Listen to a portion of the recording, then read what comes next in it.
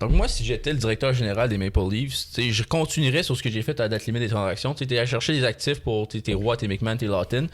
Mais là, il faut que tu prennes des grandes décisions. Parce que là, tu regardes, t'as John Tavares qui vieillit, t'as Matthews qui vient de te blesser au genou, ou MCL qui est out pour la saison sûrement. Un geste quand même un peu disgracieux là, de la part de Absolument, certainement. Puis tu regardes ça.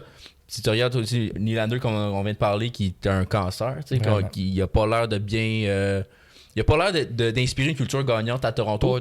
Puis ça fait plusieurs années qu'on parle de la culture à Toronto, puis on change d'entraîneur, on roule ça, puis il n'y a rien qui change. On change de président, on s'était débarrassé de Shanahan, là, puis on avait dit, bon ben là, on fait un nouveau virage. Là.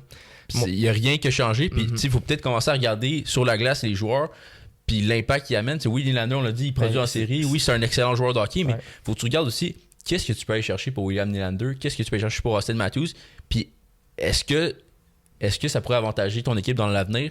Est-ce que tu pourrais commettre un rebuild puis bâtir autour de Matthew Nice? Personnellement, si j'étais directeur général des Maple Leafs, j'y passerais sur un rebuild complet. Moi aussi. J'échange Matthews, j'échange Nylander, j'échange John Tavares. Je construis mon équipe autour de Matthew Nice. Pour ça. Puis moi aussi, je construis mon équipe autour de Matthew Nice parce que c'est le genre de gars qui va se présenter. C'est un gagnant. Tu le vois, il travaille fort à toutes les présences. C'est rendu vieux. Là, c'est pas un gros contrat, là, mais je pense que c'est 2-3 millions. Mais on en profite, il y a encore de la valeur, on s'en débarrasse. Matthews...